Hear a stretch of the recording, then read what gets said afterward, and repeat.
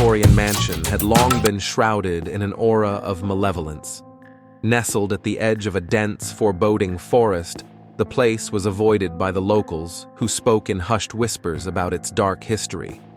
It had been abandoned for decades, but that didn't deter a group of adventurous friends from daring each other to spend a night inside. Ella, Mark, Sarah, and Ben arrived at the mansion on a chilling October evening. The moon, hidden behind thick clouds, offered no guidance. They entered through the creaking front door, which unleashed a bone-chilling screech as it swung open. The air inside was damp and reeked of decay, but the thrill of the dare kept them moving forward.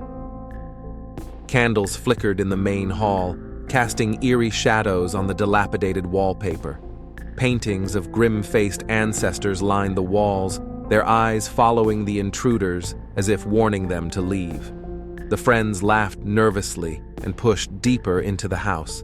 In the parlor, they discovered an old piano, covered in a tattered sheet. Mark couldn't resist revealing its secrets. As his fingers touched the keys, a haunting melody filled the air, even though there was no one else in sight.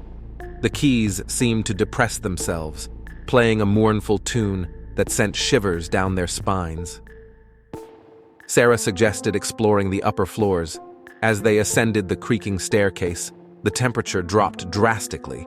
They entered a bedroom, its curtains billowing as though stirred by an invisible presence. Ella froze as she glimpsed a shadowy figure standing at the window, but when she turned to share her discovery, the figure had vanished.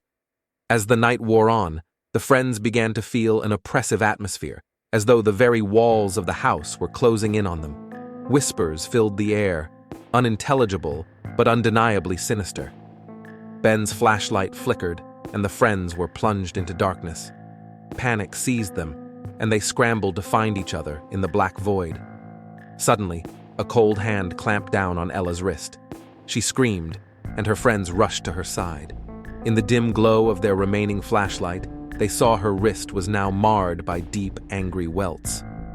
Mark tried to console her, but they were all too aware that something malevolent lurked in the darkness.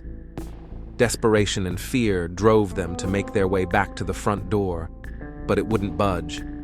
It was as if the house itself had locked them inside, trapping them in its web of horror. They turned back to the hallway, and there, at the end, a ghostly figure stood, its hollow eyes fixated on them. The specter beckoned, and they had no choice but to follow, their trembling feet moving of their own accord. It led them to the basement, a place no one had dared explore. The stench of decay grew overwhelming as they descended the rickety stairs. In the dim light, they saw a sinister altar adorned with candles and an ancient tome. The specter pointed to the book, its ethereal voice now audible, demanding they read from it. With trembling hands, Mark began to recite the words. As he did, the candles burst into flames and the ground shook beneath their feet. The very walls of the mansion seemed to groan in agony.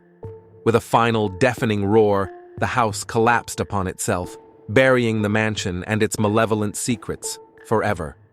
The friends, battered and terrified, found themselves lying in the ruins, their escape a miracle.